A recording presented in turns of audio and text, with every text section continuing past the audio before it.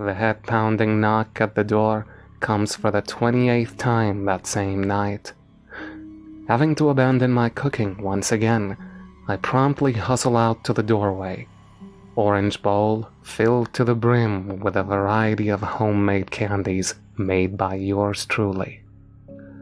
Trick or treat, the toddler squeaks. As he looks up at me, the dinosaur hoodie droops over his beady eyes. What a nice costume. I sigh, grabbing a handful of candies and dumping them into the half-full pillow sack. "Thank you," he says as he waddles down my porch steps and back to his dad. I slowly shut the door closed and retreat to the kitchen.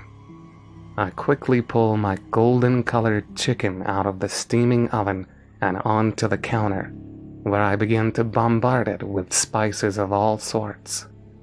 I still do feel the slightest feeling of guilt. I mostly enjoy handing out my candy to the troublesome teenagers. As the older they are, the more I give them. It's really just a fun-sized chocolate bar filled with a dash of vodka and some meth.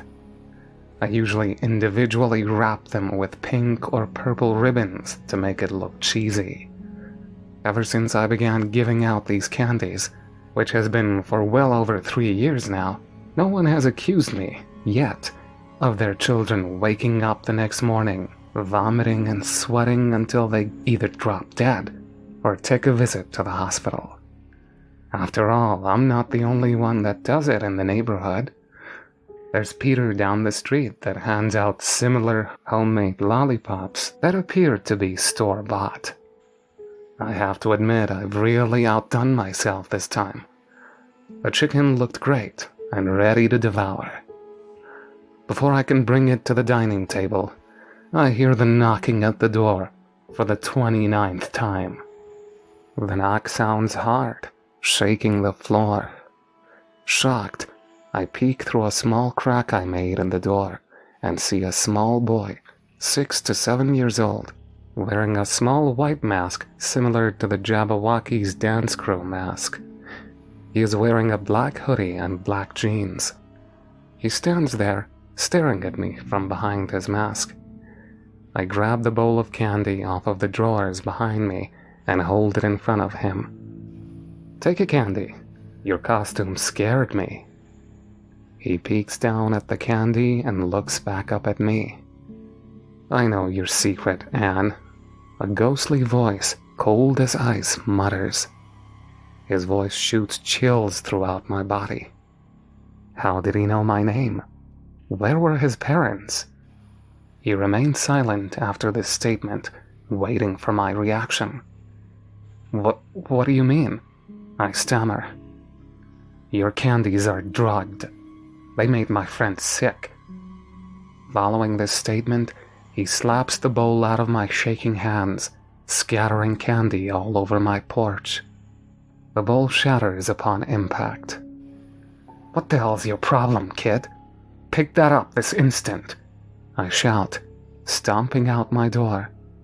The child tilts his head, appearing to be confused at this statement. "You heard me. Pick up my candy," I repeat. He shakes his head, backing up a couple of steps. "Well, how would you like it if I slapped your candy bag out of your hands? Not very nice, huh? Now pick up my goddamn candy." He shrieked a high-pitched scream and ran down the steps of my porch and across the street.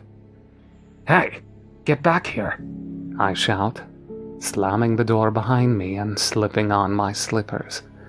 I sprint across the street and past innocent children in costumes and bewildered parents. I manage to see a small, dark figure pushing his way past others. He turns onto the next street, crowded with cars and screaming kids. At least this street is lit up. I could clearly see him far ahead on the uneven pavement, but he was far too fast. He turned the next street very quickly, causing me to lose him. Grumpy, I make my way back home to see kids huddled on my porch, taking fistfuls of chocolates like a piñata had just burst. I make my way up my porch and realize my front door is locked. The kids, watching me curse at the starry sky, flee towards their angered parents and quickly make their way onward. Luckily, I usually keep my back door unlocked, so I hop my fence and manage to make my way back into my nice, cozy house. Locking the door behind me, I turn on my porch lights and return to my kitchen. Great. Just great. The chicken is now cold. Ruined. I don't think I could have a worse Halloween night. I decide to clean up my porch. I make sure to unlock the door this time and head outside. I hand 2 handfuls of candy and bring them inside to put them in a fresh bowl. I bring the bowl outside and begin to clean up. Finally, when every candy is returned to the bowl, and every last shard of orange bowl is swept up, I feel a whole lot better. Halloween night is almost over, as it is 11 o'clock. I decide to bring a chair out and sit on the porch for the rest of the night. Only a couple of guests attend, all teens. Once the last light on the street turns off, I go back inside, feeling a little bit better, but still very exasperated. With the remainder of the night, I pop one of my old horror movie flicks, Hellraiser, into the VHS and begin to doze off on the lumpy couch next to my bowl of steamy, buttery popcorn. But before I can completely fall asleep, a loud knocking comes at my door. What in the world? I mutter, bolting up from the couch. I swing the door open and shout, "Go home! It's past midnight, you..." I pause. It's the boy in the black hoodie. Before I have a chance to react, he disappears across the street once again. "You best run away before I call the cops on you," I scream. "Get away from my house." With all my force, I slam the door shut and lock it. Just in case, I grab a knife from the kitchen and return to the couch, ready to scare off any late-night visitors. I return to the couch and lie down like nothing happened. The movie is near the ending, the same ending I've watched as a kid, as a teen. The movie is over, and I turn off the television. I begin to doze off once again. I believe I got 2 hours of sleep before I heard my back gate creaking open. Now fully awake and alert, I grab my sharp knife off the floor, standing in the middle of the living room. I quickly flick on my light switch and stare at my sliding doors, eyes round as quarters. For about 15 minutes, all I can see is the sprinklers lying dormant in the middle of my lawn and my garden, flowers swaying in the gentle wind. Just when I think it's my mind being paranoid, I hear the 29th knock at my door of the night, or morning. It's the same knock as the other 2, shaking the floor, causing me to jump out of my skin. I dare not open the door, as the child might be there. I creep towards a nearby window in my bedroom that reveals a part of my porch. I slowly and quietly move the shades on the window. Slowly, slowly. I don't want to draw any attention. I open the shades enough to peek through without any suspicions. I see the same little black hoodie sitting on my porch steps, waiting for me to answer. He seems harmless. Maybe he just needs help and is afraid. But then again, he knew my name and my secret. No, I should probably leave him there. He might leave. I inspect his every movement, making sure nothing is harmful or will damage my property for the next 20 minutes. Just when I think he's going to get up and leave, he stands up and whispers something to himself. But I hear it loud and clear. "I know you're watching me through the window. Come out here, now." His voice is soft, ghostly. His words seemed to pass through me, shaking me right down to my core. I jolt back from the shades, heart racing. This cannot be happening. I need to wake up. I scramble out of my room and into the living room. I needed to act fast before this boy caused me any harm. Without thinking, I scream. "What do you want from me anyways?" There's no response. The only noise I can hear with my delicate ears is the wind picking up dead, crunchy leaves. I decide to call up Peter for help. The only thing the police would do would be locking me up for my candy. I punch in the numbers, heart feeling like it will leap out of my chest any minute now. To my dismay, Peter picks up. "Anne, what are you still doing awake?" "Pete, you gotta help. There's a little boy that won't leave me alone. He's some kind of spirit." "Geez, Anne, did you eat one of your own candies by accident? Here, I'll come over there, but I assure you nothing is wrong." Thank you." Peter hangs up as I sit on the couch, miserable. Peter calls me up 5 minutes later. "Help me," Peter says in an agonizing voice. He strains the words out slowly. "Pete, you okay? Pete!" I cry. "The boy," Peter mutters, hanging up. Tears streaming from my face, I sprint out the front door to see Peter standing on my lawn, cackling like an idiot. "You asshole," I sob, socking him in the chest. "Do you know how hard this night has been?" Sorry.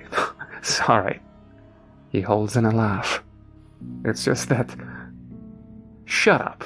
Just shut up," I shout, clenching my fists. "This boy has been tormenting me for hours now.